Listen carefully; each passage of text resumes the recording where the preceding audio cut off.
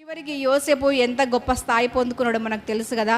ఎవరైతే చేతులారా ఇంట్లో నుంచి వెళ్ళగొట్టి గోతులో పడవేసి మరల తీసి శత్రు దేశాలకు లేదా దూర దేశాలకు లేదా ఐగుప్తు బానిసత్వానికి అమ్మి వేసినారో వాళ్ళ ఎదుట దేవుడు యోసేపుని హెచ్చించి ఏ దేశానికి బానిసగా అమ్మబడ్డాడో ఆ దేశానికి ప్రధానమంత్రిగా దేవుడు నిలబెట్టి తన అన్నలు కూడా మరల తిరిగి వచ్చి ఎవరైతే పడేసినారో బాధించినారో అమ్మి వేసినారో వాళ్ళకే దీవెనగా దేవుడు నిలబెట్టినాడు. నిజంగా ఏది మనకు శ్రేష్టమైన దూరమైన దేవుడు మనల్ని చేరదీస్తే ఆ విధంగా ఉంటుంది. ఒకవేళ తన తల్లిదండ్రుల దగ్గర ఉంటే యోసేపు ప్రధానమంత్రి కాకపోయి ఉండేవాడేమో. నిజమే కదా.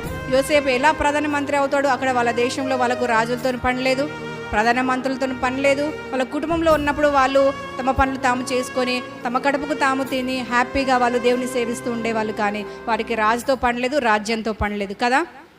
అదే యోసేపు అమ్మబడి అలాగా వెళ్ళిపోయి అన్నిటికీ దూరమే అందరికీ దూరమే దేవుని చేత చేరదీయబడ్డాడు కాబట్టి దేవుడు హెచ్చించాడు కాబట్టి ఒక దేశానికి రాజుగా ఒక ప్రధానమంత్రిగా అతను నిలబడి ఇలాంటి హెచ్చింపు అనేది పొందుకున్నాడు. నిజంగా దేవుడు చేరదీస్తే ఇలాగా ఉంటుంది. శత్రువుల ఎదుట మన తలలు పైకెత్తి అవమానపరిచిన వారి ఎదుట అందలం ఎక్కించే దేవుడు మన దేవుడై ఉన్నాడు. ఈరోజు మనం ఏ స్థితులలో అలాంటి దీన పరిస్థితుల్లో కృంగిపోయి కుమిలిపోయి దిగజారిపోయి ఉన్నామో యోసేపును హెచ్చించిన దేవుడు మనల్ని కూడా అలాగే హెచ్చించి మనల్ని ఘనపరచునుగాక, అనేక మందికి దీవెనగా మనల్ని మార్చునుగాక.